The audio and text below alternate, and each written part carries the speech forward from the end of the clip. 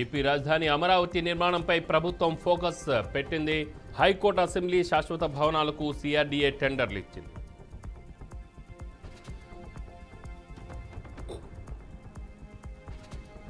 నేటి నుంచి రంజాన్ ఉపవాస దీక్షలు, ముస్లింలకు శుభాకాంక్షలు తెలిపిన CM Chandrababu, YS Jagan.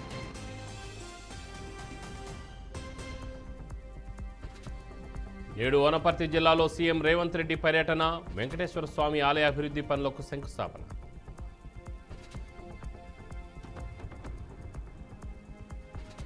Mamnoor airport డిజైన్పై CM సూచనలు, అధికారులకు కీలక ఆదేశాలు జారీ చేసిన సీఎం రేవంత్ రెడ్డి.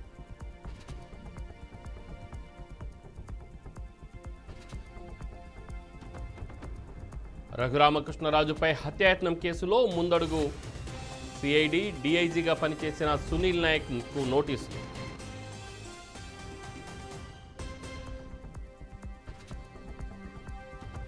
తిరుమలలో కొనసాగుతున్న భక్తుల రద్దీ, శ్రీవారి సర్వదర్శనానికి 8 గంటల సమాయం.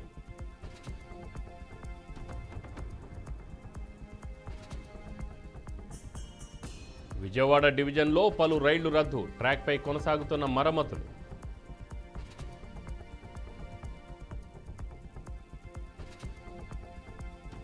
రుషికొండ బీచ్కి బ్లూ ఫ్లాగ్ గుర్తింపు రద్దు, తాత్కాలికంగా ఉపసంహరించుకున్న డెన్మార్క్ సంస్థ.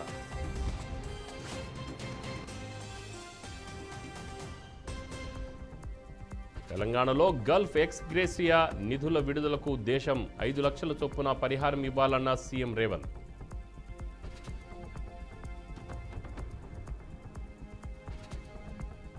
తొమ్మిదో రోజుకు చేరుకున్న SLBC 10L rescue operation, GPR radar data marking దగ్గర తుది దశలో తవ్వకాలు.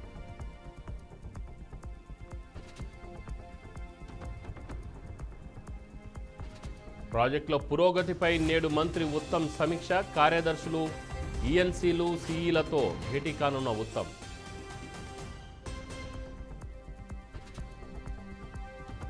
నేడు హైదరాబాద్కు ఉపరాష్ట్రపతి జగదీప్ ధన్కడ్, ఐఐటి విద్యార్థులతో ఉపరాష్ట్రపతి ముఖాముఖి.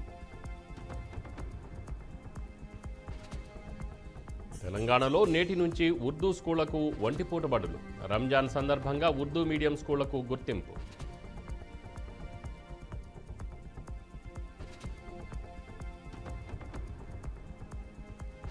సైబరాబాద్లో పలు పబ్బులపై పోలీసుల దాడి, మాదాపూర్, జూబ్లీహిల్స్ పబ్బుల్లో పోలీసుల తనిఖీలు.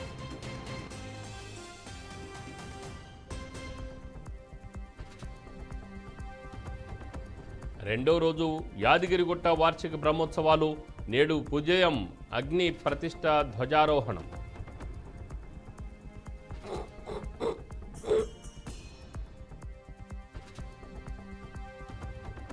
నల్గొండ జిల్లా పెదకాపర్తిలో రోడ్డు ప్రమాదం, ట్రావెల్స్ బస్సును ఢీకొన్న 2 కార్లు, బస్సులు, లారీ.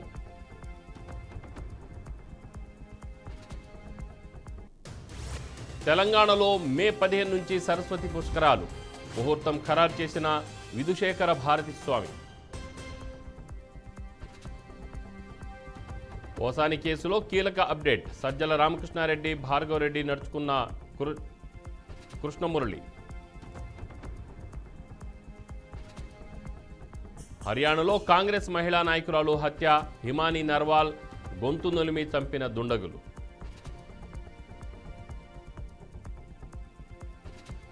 దక్షిణ చైనాలోని యువన్ షై నదిలో ప్రమాదం, నౌకను ఢీకొట్టిన ఫెర్రీ, 11 మంది మృతి.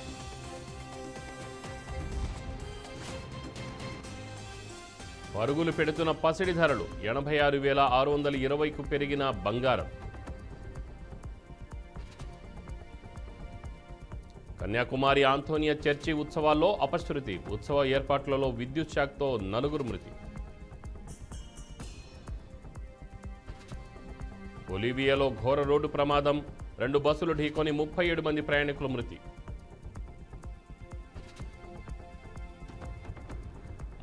మార్చి నుంచే సాధారణం కంటే అధిక ఉష్ణోగ్రతలు, తీవ్రమైన వడగాలులు వీచే అవకాశం ఉందన్న వాతావరణ శాఖ. ఛాంపియన్స్ ట్రోఫీలో నేడు భారత్ వర్సెస్ న్యూజిలాండ్, మధ్యాహ్నం 2:30 దుబాయ్లో మ్యాచ్.